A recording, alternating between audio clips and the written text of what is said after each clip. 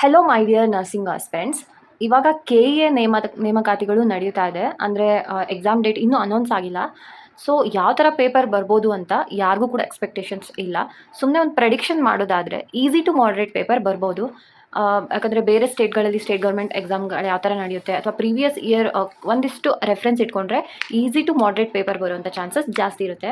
ಹಾಗೆಯೇ major ಸಬ್ಜೆಕ್ಟ್ಗಳಾದಂಥ MSN ಆಗಿರ್ಬೋದು, MHN ಆಗಿರ್ಬೋದು, ಹಾಗೆ OBG ತುಂಬ ಜಾಸ್ತಿ ಕ್ವಶನ್ಸ್ಗಳು ಇದರಿಂದ ಕೇಳೋ ಚಾನ್ಸಸ್ ಜಾಸ್ತಿ ಇರುತ್ತೆ. ಸೊ ನಮ್ಮದು ಸಬ್ಜೆಕ್ಟ್ ಪೇಪರಲ್ಲಿ.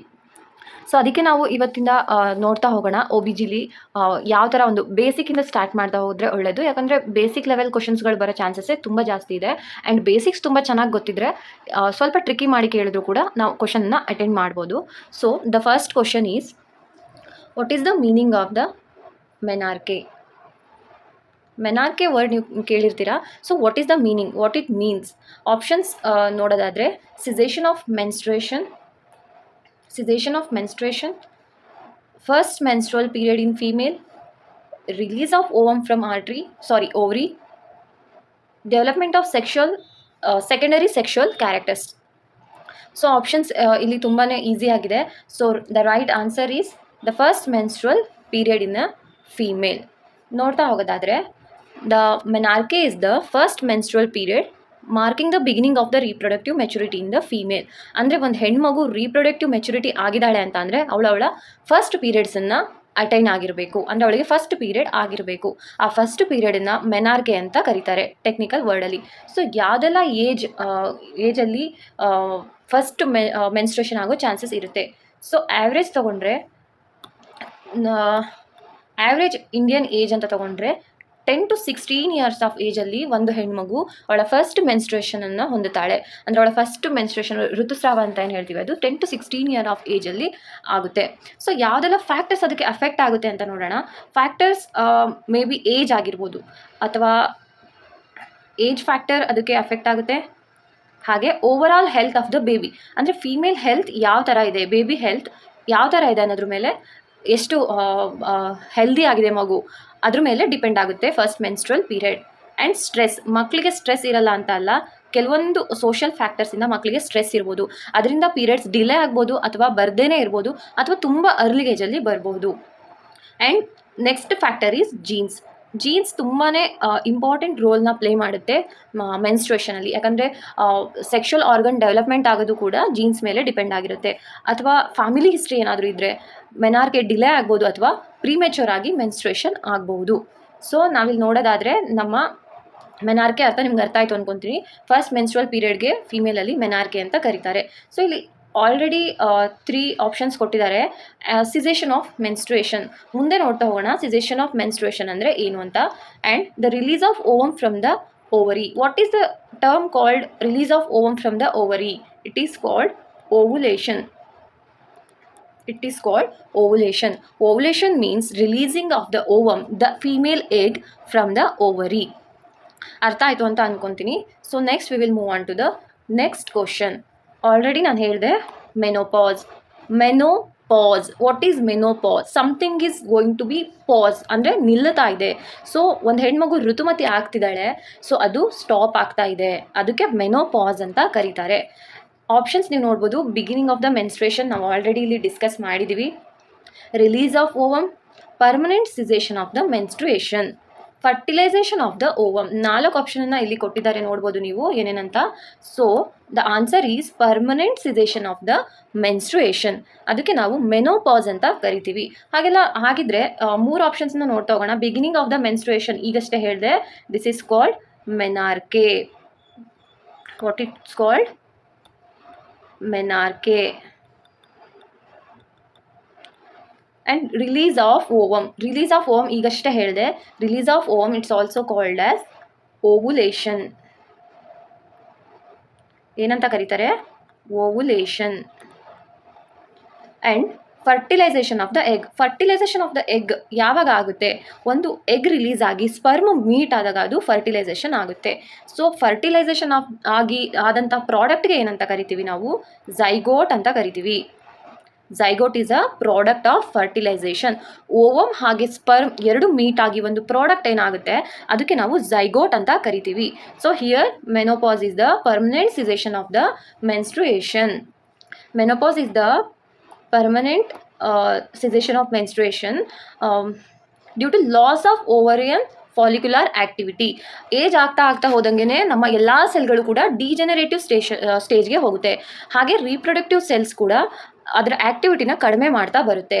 ಹಾಗಾಗಿ ಹಾರ್ಮೋನಲ್ ಆ್ಯಕ್ಟಿವಿಟೀಸ್ ಏನಿದೆ ಇದೆಲ್ಲ ಕಡಿಮೆ ಆಗೋದ್ರಿಂದ ಒಂದು ಹೆಂಗಸಿನ ಮೆನ್ಸ್ಟ್ರುಯೇಷನ್ ಏನಿದೆ ಅದು ಸ್ಟಾಪ್ ಆಗ್ತಾ ಹೋಗುತ್ತೆ. ಎಟ್ ದ ಏಜ್ ಒಂದು ಫೈನಲ್ ಟರ್ಮಲ್ಲಿ ಕಂಪ್ಲೀಟಾಗಿ ಸ್ಟಾಪ್ ಆಗುತ್ತೆ.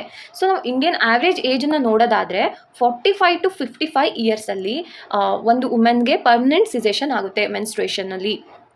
ಆ್ಯಂಡ್ ಏನಾದರೂ 40 ಇಯರ್ಸ್ಗಿಂತ ಮುಂಚೆನೇ ಅವಳ ಪೀರಿಯಡ್ ಸ್ಟಾಪ್ ಆದರೆ ಅದನ್ನು ನಾವು ಪ್ರಿಮೆಚೋರ್ ಮೆನೋಪಾಸ್ ಅಂತ ಕರಿತೀವಿ. 40 ಇಯರ್ಸ್ಗಿಂತ ಮುಂಚೆ ಆದರೆ ಪ್ರಿಮೆಚೋರ್ ಮೆನೋಪಾಸ್ ಅಂತ ಕರಿತೀವಿ. ಹಾಗಂತ 45 ಇಯರ್ ಓಲ್ಡ್ ಫೀಮೇಲ್ ನಿಮ್ಮ ಇದು ಬಂದಿದ್ದಾರೆ ನಿಮ್ಮ ಹತ್ರ ಕ್ಲಿನಿಕಲ್ ಸಿನಾರಿಯೋದಲ್ಲಿ ನೋಡೋದಾದರೆ, ಸೊ ನೀವು ಅವ್ರಿಗೆ ಹೇಗೆ ಡಯಾಗ್ನೋಸ್ ಮಾಡ್ತೀರಾ ಇವರು ಮೆನೋಪಾಸ್ಡ್ ವುಮೆನ್ ಅಂತ ಅಂದರೆ, ಫಸ್ಟು ನೀವು ಲಾಸ್ಟ್ LMP ಕೇಳಬೇಕು ಅವ್ರು ಯಾವಾಗ ಪೀರಿಯಡ್ಸ್ ಆಗಿದ್ರು ಅಂತ, ಪ್ಲಸ್ 12 months ಆಫ್ ಆಮೆನೋರಿಯಾ ಅಂದರೆ 12 months ಕಂಪ್ಲೀಟ್ ಆಗಿ ಪೀರಿಯಡ್ಸ್ ಅವರು ಆಗಿರಬಾರ್ದು. ಸೊ ಆ ಸ್ಟೇಜಲ್ಲಿ ನಾವು ಇವರು ಮೆನೋಪಾಸ್ಡ್ ವುಮೆನ್ ಅಂತ ಡಯಾಗ್ನೋಸ್ ಮಾಡ್ತೀವಿ. And it's completely normal physiology. Women ಫಿಸಿಯಾಲಜಿಲಿ ಇದು ಕಂಪ್ಲೀಟ್ಲಿ ನಾರ್ಮಲ್ ಆಗಿರುತ್ತೆ. Next we will move on to question number 3. What is the female gamete called? What is the female gamete is called? It's very easy question. Female gamete is going to called as ovum. Ovum is the female gamete. Here is the picture. ಇಲ್ಲಿ ನೋಡ್ಬೋದು ನೀವು, ಇದು ಒಂದು cell. The ovum is the female reproductive cell. It's a cell or a gamete ಅಥವಾ basic ಒಂದು ಇದರ common ಲ್ಯಾಂಗ್ವೇಜಲ್ಲಿ egg ಅಂತ ಕರೀತಾರೆ, ಫೀಮೇಲ್ ಎಗ್ ಅಂತ ಕರೀತಾರೆ. It is ovum. Why it's called ovum? It's in oval shape. Oval ಶೇಪಲ್ಲಿ ಇರೋದ್ರಿಂದ ovum ಅಂತ ಹೇಳ್ತಾರೆ. So it's a female egg. It's a very basic question. Next ಕ್ವಶನ್ನ ನೋಡ್ತಾ ಹೋಗೋಣ. Question number 4. What is the male gamete called? Male gamete ಇದು ಕೂಡ ತುಂಬ easy question. Male gamete is also called as sperm. ಸ್ಪರ್ಮ್ನ ನಾವು ಮೇಲ್ ಗ್ಯಾಮೆಟ್ ಅಂತ ಕರಿತೀವಿ. Female gamete is ovum, male gamete is sperm. Zygote ಅಂದರೆ ಏನಂತ ನೋಡಿದ್ವಿ, ಹಾಗೆ ಎಂಬ್ರಿಯೋ ಅಂದರೆ ಏನಂತ ನೋಡ್ತಾ ಹೋಗೋಣ. ಸೊ ಝೈಗೋಟ್ ಫಾರ್ಮೇಷನ್ ಆದಾಗಿಂದ ಅಂದರೆ ಝೈಗೋಟ್ ಫಾರ್ಮೇಷನ್ ಆದ ಟೈಮಿಂದ ಹಿಡಿದು 8th ವೀಕ್ವರೆಗೂ ನಾವು ಪ್ರಾಡಕ್ಟ್ ಆಫ್ ಕನ್ಸೆಪ್ಷನ್ ಏನಿದೆ 8th ವೀಕ್ವರೆಗೂ ಅದನ್ನು ನಾವು ಎಂಬ್ರಿಯೋ ಅಂತ ಕರಿತೀವಿ. ಸೊ ಆಫ್ಟರ್ 8th ವೀಕ್ ಅದನ್ನು ನಾವು ಫೀಟಸ್ ಅಂತ ಕರಿತೀವಿ. After 8th week that is a foetus. ಇಷ್ಟು ಅರ್ಥ ಆಯಿತು ಅಂತ ಅನ್ಕೊತೀವಿ. ನೆಕ್ಸ್ಟ್ ಕ್ವಶನ್ ನೋಡ್ತಾ ಹೋಗೋಣ.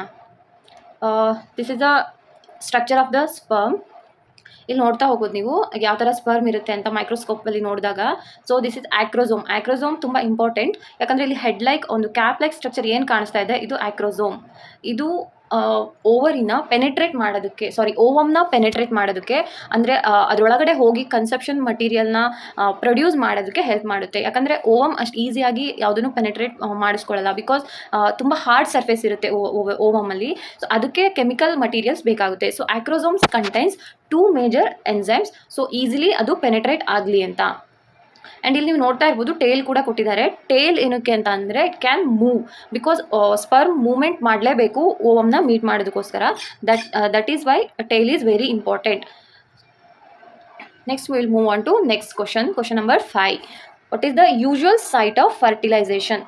ಫರ್ಟಿಲೈಸೇಷನ್ ಆಗಿದ್ರೆ ಯಾವ ಜಾಗದಲ್ಲಿ ಆಗುತ್ತೆ? ಯೂಟಸ್ ಸ್ಟ್ರಕ್ಚರ್ನ ನೀವು ನೋಡೋದಾದರೆ ಎಲ್ಲ ಸೈಟಲ್ಲಿ ಕೂಡ ಫರ್ಟಿಲೈಸೇಷನ್ ಆಗೋದಕ್ಕೆ ಸಾಧ್ಯ ಇಲ್ಲ. ಸೊ ಪರ್ಟಿಕ್ಯುಲರ್ ಆಗಿ ಒಂದು ಸೈಟ್ ಬೇಕಾಗುತ್ತೆ. So what is the site of fertilisation?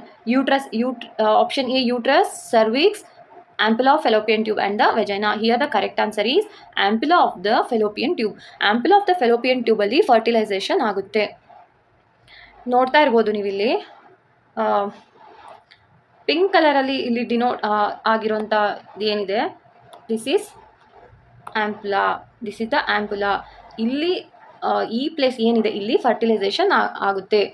So ಇಲ್ಲಿ ರಿಲೀಸ್ ಆದಂತಹ ಓವಮ್ ಏನಿರುತ್ತೆ ಅದನ್ನು ಫಿಂಬ್ರೆ ಕ್ಯಾಚ್ ಮಾಡಿ ಅದನ್ನು ಥ್ರೂ ದ ಫೆಲೋಪಿಯನ್ ಟ್ಯೂಬ್ ಏನಿದೆ ಅಲ್ಲಿಂದ ಮೂವ್ ಆಗಿ ಆ್ಯಂಪುಲಾ ಇಸ್ಟಮಿಕ್ ಜಂಕ್ಷನ್ ಏನಿದೆ ಅಲ್ಲಿ ವೆಯ್ಟ್ ಮಾಡ್ತಾ ಇರುತ್ತೆ. ಇಫ್ ಸ್ಪರ್ಮ್ ಏನಾದರೂ ಈ ಕಡೆಯಿಂದ ಎಂಟರ್ ಆಯಿತು ಅಂತ ಅಂದರೆ ಹಿಯರ್ ಈ ಜಾಗದಲ್ಲಿ ಫರ್ಟಿಲೈಸೇಷನ್ ಆಗುತ್ತೆ. So ampulla of the fallopian ಟ್ಯೂಬಲ್ಲಿ ಫರ್ಟಿಲೈಸೇಷನ್ ಆಗುತ್ತೆ. Question number 6. Where does implantation normally occur in the uterus? Implantation ಎಲ್ಲಿ ಆಗುತ್ತೆ? ಇವಾಗ ಝೈಗೋಟ್ ಫಾರ್ಮೇಷನ್ ಆಗಿದೆ, ಸೊ ಅಲ್ಲೇ ಡೆವಲಪ್ ಆಗೋದಕ್ಕೆ ಸಾಧ್ಯ ಇಲ್ಲ. ಸೊ ಅಲ್ಲಿಂದ ಅದು ಮೂವ್ ಆಗಬೇಕು. ಅಲ್ಲಿಂದ ಮೂವ್ ಆಗಿ ಯೂಟ್ರಸ್ನ ಯಾವ ಭಾಗದಲ್ಲಿ ಹೋಗಿ ಝೈಗೋಟ್ ಅಟ್ಯಾಚ್ ಆಗುತ್ತೆ, ಇಂಪ್ಲಾಂಟ್ ಆಗುತ್ತೆ, ಆ ಜಾಗನ ಏನಂತ ಕರಿತೀವಿ ಅದನ್ನು ನೋಡ್ತಾ ಹೋಗೋಣ. So myometrium, endometrium, perimetrium and the cervix. ನೋಡ್ತಾ ಇರ್ಬೋದು ಪಾರ್ಟ್ಸ್ ಆಫ್ ದ ಯೂಟ್ರಸ್ನ. ಇದು vagina and layers of the uterus. ಈ ಇನ್ನರ್ ಮೋಸ್ಟ್ ಲೇಯರ್ ಏನಿದೆ ಅದನ್ನು ಎಂಡೋಮೆಟ್ರಿಯಮ್ ಅಂತ ಕರಿತೀವಿ. ಈ ಮಸ್ಕ್ಯುಲಾರ್ ಲೇಯರ್ ಇಲ್ಲಿ ನಿಮ್ಗೆ ಏನು ಕಾಣಿಸ್ತಾ ಇದೆ, ಈ ಮಸ್ಕ್ಯುಲಾರ್ ಲೇಯರ್ ನಿಮ್ಗೆ ಇಲ್ಲಿ ಏನು ಕಾಣಿಸ್ತಾ ಇದೆ, ದಿಸ್ ಈಸ್ ಮಯೋಮೆಟ್ರಿಯಮ್. ಅಂದರೆ ಇದು ಮಸ್ಕ್ಯುಲಾರ್ ಲೇಯರ್, ತುಂಬ ಸ್ಟ್ರಾಂಗ್ ಲೇಯರ್ ಆಗಿರುತ್ತೆ. ಈ ಔಟರ್ ಲೇಯರ್ ನಿಮ್ಗೆ ಏನು ಕಾಣಿಸ್ತಾ ಇದೆ, ಲೈಕ್ ಈ ಕಡೆಯಿಂದ ಔಟರ್ ಲೇಯರ್ ಏನು ಕಾಣಿಸ್ತಾ ಇದೆ, ಇದು perimetrium. This the most outer part of the uterus. ಹಾಗಾದರೆ ಕನ್ಸೆಪ್ಷನ್ ಆಗಿರೋ ಒಂದು ಕನ್ಸೆಪ್ಷನ್ ಪ್ರಾಡಕ್ಟ್ ಏನಿದೆ, ಝೈಗೋಟ್ ಏನಿದೆ, ಅದು ಇಲ್ಲಿಂದ ಮೂವ್ ಆಗಿ ಬಂದು ಎಲ್ಲಿ ಇಂಪ್ಲಾಂಟ್ ಆಗುತ್ತೆ ಅಂದರೆ endometrium, inner layer of the ಎಂಡೋಮೆಟ್ರಿಯಮಲ್ಲಿ ಇಂಪ್ಲಾಂಟೇಷನ್ ಆಗುತ್ತೆ. Implantation normally occurs in the endometrial lining of the uterus. So endometrium already baby ಬರೋದಕ್ಕೆ ವೆಯ್ಟ್ ಮಾಡ್ತಾ ಇರುತ್ತೆ. ಅದೊಂದು ಜಸ್ಟ್ ಲೈಕ್ ಪ್ರೊಟೆಕ್ಟಿವ್ ಲೇಯರ್ನ ಕ್ರಿಯೇಟ್ ಮಾಡಿ ಬೇಬಿನ ರಿಸೀವ್ ಮಾಡೋದಕ್ಕೆ ಆಲ್ರೆಡಿ ಎಂಡೋಮೆಟ್ರಿಯಮ್ ರೆಡಿ ಆಗಿರುತ್ತೆ. So it's a mother for the baby. Female reproductive ಸಿಸ್ಟಮಲ್ಲಿ endometrium is act as a mother for the baby. So ಅದನ್ನು ರಿಸೀವ್ ಮಾಡೋದಕ್ಕೆ ರೆಡಿ ಆಗಿರುತ್ತೆ, ಅಲ್ಲಿ ಇಂಪ್ಲಾಂಟೇಷನ್ ಆಗುತ್ತೆ. So next we will move on to next question. What is the normal position of the uterus? ಯೂಟ್ರಸ್ನ position ಏನಿರುತ್ತೆ? ಇದು most ಎಲ್ಲ ತುಂಬ ಎಕ್ಸಾಮ್ಗಳಲ್ಲಿ ಕೇಳಿರುವ question. Retroverted, retroflexed, anteverted, anteflexed, horizontally placed and completely vertical. Normal position of the uterus ಯಾವಾಗಲೂ anteverted and ಆಂಟಿಫ್ಲೆಕ್ಸ್ಡ್ ಆಗಿರುತ್ತೆ. ನೆನ್ಪಿಟ್ಕೊಳ್ಳಿ, ಯಾವಾಗಲೂ ಆಂಟಿವರ್ಟೆಡ್ ಆ್ಯಂಡ್ ಆಂಟಿಫ್ಲೆಕ್ಸ್. ನೀವಿಲ್ಲಿ ಇಮ್ಯಾಜ್ನ ನೋಡ್ಬೋದು. Anteverted, anteflexed means anterior to the cervix and vagina. ಯಾವಾಗಲೂ ನೀವು ನೋಡೋದಾದರೆ ಆಂಟೀರಿಯರ್ ಯಾರಿಗೆ ಇರುತ್ತೆ ಅಂದರೆ ವಜೈನಾ ಹಾಗೆ ಸರ್ವಿಕ್ಸ್ಗೆ ಅದು ಆಂಟೀರಿಯರ್ ಆಗಿರುತ್ತೆ. ಸೊ ಇಲ್ಲಿ ಯುರಿನರಿ ಬ್ಲ್ಯಾಡರ್ ಇಲ್ಲಿ ಏನು ಕಾಣಿಸ್ತಾ ಇದೆ, ಇದ್ರ ಮೇಲ್ಗಡೆ ಈ ಥರ ಫಾರ್ವರ್ಡ್ ಬೆಂಡ್ ಆಗಿ ಮಲ್ಕೊಂಡಿರೋ ಥರ ನಿಮಗೆ ಕಾಣಿಸ್ತಿದೆ. This is called anteverted uterus. ಇದು common normal anatomy of the uterus ಇದೇ ಥರನೇ ಇರುತ್ತೆ. ಫಾರ್ವರ್ಡ್ ಮುಂದೆ ಬೆಂಡ್ ಆಗಿ ಯೂರಿನರಿ ಬ್ಲ್ಯಾಡರ್ ಮೇಲೆ ಮಲಗಿರುತ್ತೆ. ಸೊ ಅದನ್ನು ಆಂಟಿವರ್ಟೆಡ್ ಯೂಟ್ರಸ್ ಅಂತ ಕರಿತೀವಿ. ಆಂಟಿವರ್ಟೆಡ್ ಯಾರಿಗೆ? ಆಂಟಿವರ್ಟೆಡ್ ಟು ವಜೈನಾ ಆ್ಯಂಡ್ ದ ಸರ್ವಿಕ್ಸ್. ನೀವು ಇಲ್ಲಿ ನೋಡ್ತಾ ಇರ್ಬೋದು, ಇದ್ರ ಮುಂದ್ಗಡೆ ಭಾಗದಲ್ಲಿ ಅದು ಬೆಂಡಾಗಿ ಮಲಗಿರೋ ಥರ ಕಾಣಿಸ್ತಾ ಇದೆ. This position is called anteverted uterus. Anteverted and anteflexed is the normal position of the uterus. Next we will move on. Which bacillus is normally present in the vagina? ಯಾವ ಬ್ಯಾಸಿಲೈ ವಜಾನಾದಲ್ಲಿ ಪ್ರೆಸೆಂಟ್ ಇರುತ್ತೆ to maintain the normal ಒಂದು nature. ಆ ಒಂದು ನೇಚರ್ನ maintain ಮಾಡೋದಕ್ಕೆ, pHನ maintain ಮಾಡೋದಕ್ಕೆ ನಮಗೆ ವಜೈನಾದಲ್ಲಿ ಬ್ಯಾಕ್ಟೀರಿಯಾ ತುಂಬಾ important. Which bacteria is present means ಈಕ್ವಲೈ,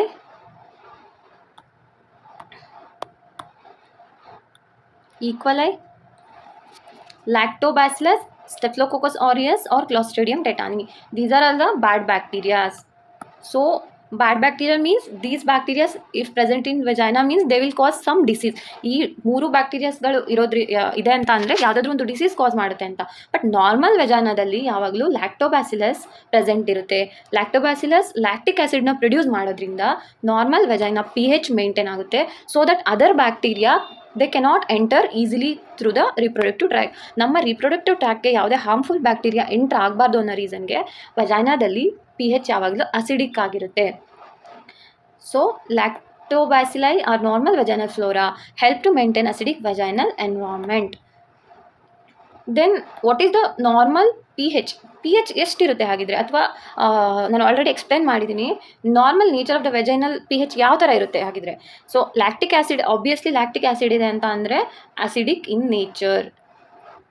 ಯಾವಾಗಲೂ ವೆಜೈನಾ ಅಸಿಡಿಕ್ ಆಗಿ ಇರುತ್ತೆ. The normal vagina is acidic largely because lactobacillus produces lactic acid. Vaginal pH ನೋಡೋದಾದರೆ ನೀವು ಎಷ್ಟಿರುತ್ತೆ ಅಂತ ಅಂದರೆ 3.8 to 4.5 pH. ಇಷ್ಟು pH ಮೇಂಟೈನ್ ಆಗಿದ್ದರೆ so the normal vaginal flora is working correctly ಅಂತ ಅರ್ಥ. So it is alkaline means there is a problem. Question number 10, what are primary sex organs except. ಇದು ಯಾವ್ದು ಈ ಥರ ಕ್ವಶನ್ಸ್ ಬರೋ ಚಾನ್ಸಸ್ ತುಂಬಾ ಜಾಸ್ತಿ ಇರುತ್ತೆ. ಎಕ್ಸೆಪ್ಟ್ ಕ್ವಶನ್ಸ್ ನೀವು ಹುಷಾರಾಗಿ ಕ್ವಶನನ್ನು ಅನಲೈಸ್ ಮಾಡಿ ಆನ್ಸರ್ ಮಾಡಬೇಕು. ಇಟ್ಸ್ ವೆರಿ ಬೇಸಿಕ್ ಕ್ವಶನ್ ಇದು. Sex organ, primary sex organs ಯಾವುದೆಲ್ಲ ಇದೆ? Ovary is the female sex organ, testis is the male primary sex organ. So here the answer is both A and B are the primary sex organs. ಹಾಗಾದರೆ uterus ಏನು? Uterus ಏನಂತ ಅಂದರೆ it's a secondary sex organ in a female reproductive system. Uterus is the secondary sex organs in the female reproductive system. ಇಲ್ಲಿಗೆ ನಾವು 10 ಕ್ವಶನನ್ನು complete ಮಾಡಿದ್ದೀವಿ. So ಈ 10 questions ನಿಮಗೆ ಅರ್ಥ ಆಗಿದೆ ಅಂತ ಅಂದ್ಕೊಂಡಿದ್ದೀನಿ. ತುಂಬ ಬೇಸಿಕ್ ಕ್ವಶನ್ಸ್ ಇರ್ತಿದ್ದು. ಸೊ ಇದೇನಾದ್ರು ತುಂಬ ನಿಮ್ಗೇನಾದರೂ ಡೌಟ್ಸ್ ಇದ್ದರೆ ಕಮೆಂಟ್ ಮಾಡಿ ಕೇಳ್ಬೋದು. And thank you for watching.